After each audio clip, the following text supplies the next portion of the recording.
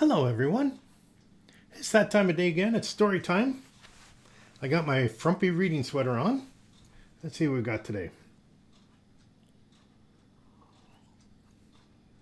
A nice glass of iced tea.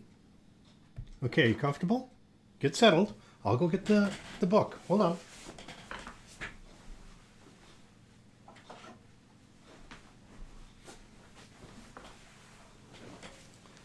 Okay. Now, this story I'm going to read is one of the favorites of the family. But we've read the book so often that the book has actually fallen apart.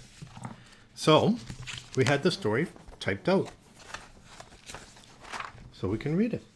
It's called Warm Fuzzies, a Fairy Tale by Claude M. Steiner. Ready? Let's go.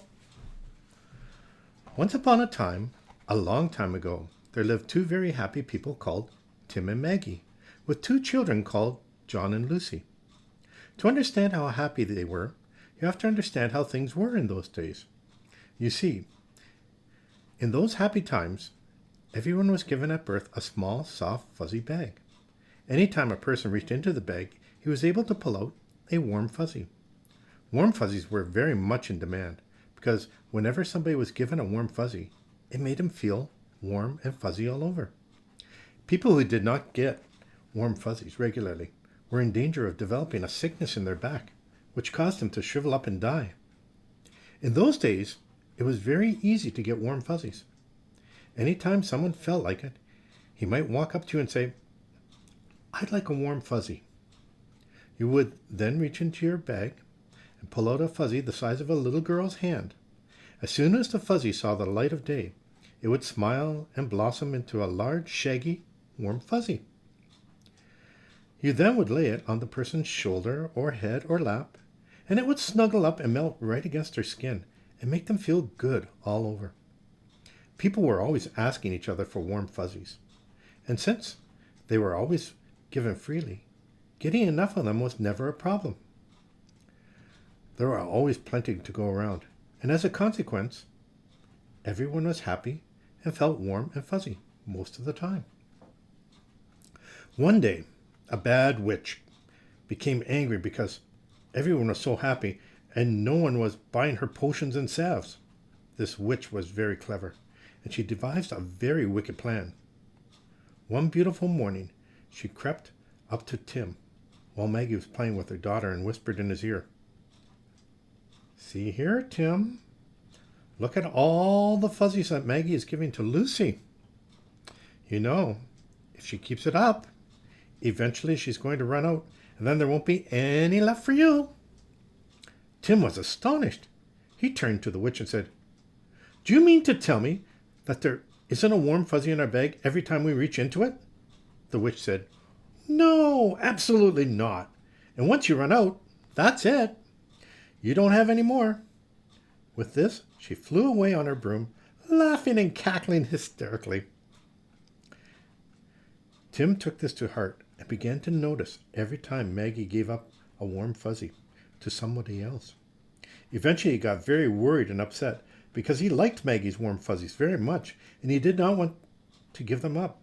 He certainly did not think it was right for Maggie to spending all her warm fuzzies on the children and on other people.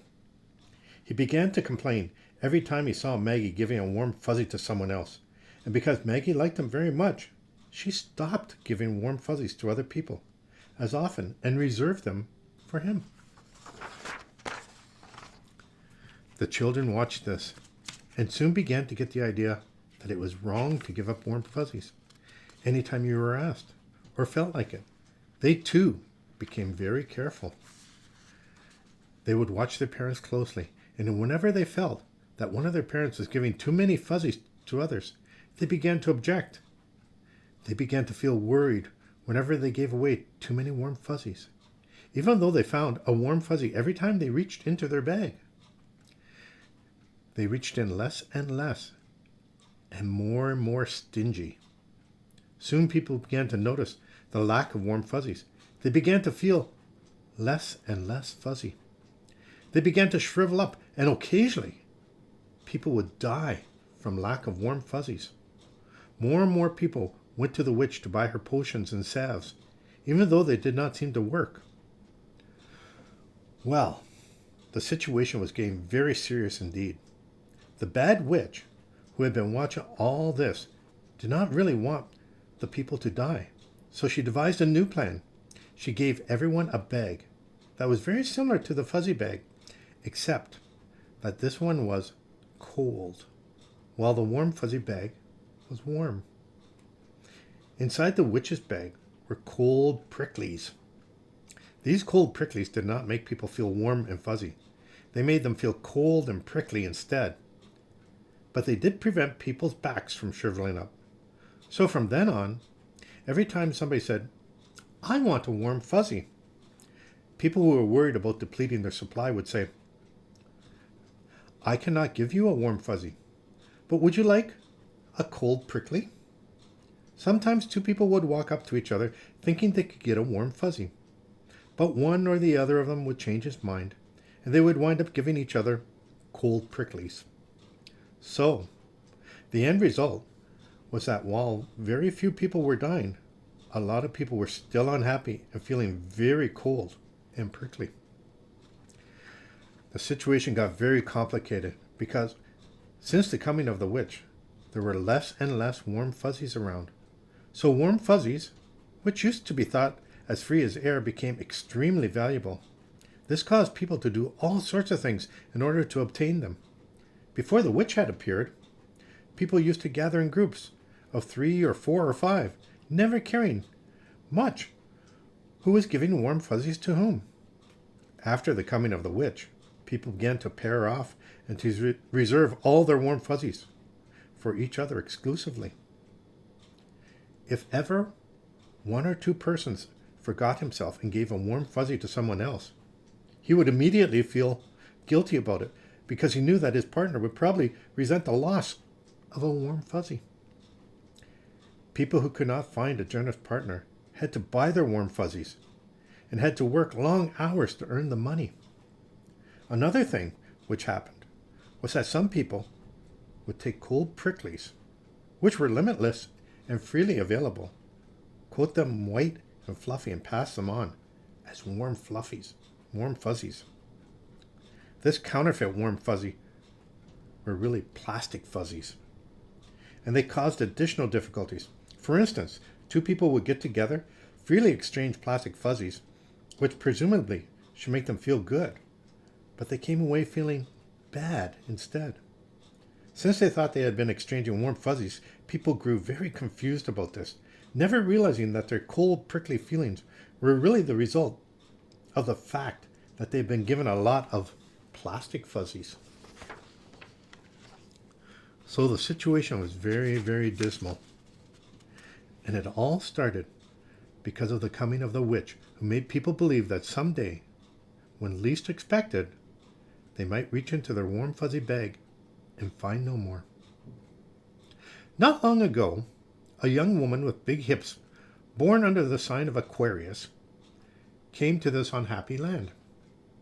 She had not heard about the bad witch and was not worried about running out of warm fuzzies. She gave them out freely, even when not asked. They called her the hip woman and disapproved of her because she was giving the children the idea that they should not worry about running out of warm fuzzies. The children liked her very much because they felt good around her, and they too began to give out warm fuzzies whenever they felt like it. The grown-ups became concerned and decided to pass a law to protect the children from depleting their supplies of warm fuzzies. The law made it a criminal offense to give out warm fuzzies in a reckless manner. The children, however, seemed not to care, and in spite of the law, they continued to give each other warm fuzzies whenever they felt like it, and always when asked. Because there were many children, almost as many as grown-ups, it began to look as if maybe they would have their way. As of now, it's hard to say what will happen. Will the grown-up forces of the law and order stop the recklessness of the children? Are the grown-ups going to join with the hip woman and the children in taking a chance that there will always be as many warm fuzzies as needed? Will they remember the days their children are trying to bring back, when the warm fuzzies were abundant because people gave them away freely. The end. Ooh, we've always liked that story. Warm fuzzies, don't like the cold pricklies or the plastic fuzzies. Ugh. But that's the end of the story. So you take care of each other. You have a good day and take care of yourself. I'll talk to you tomorrow. Bye now.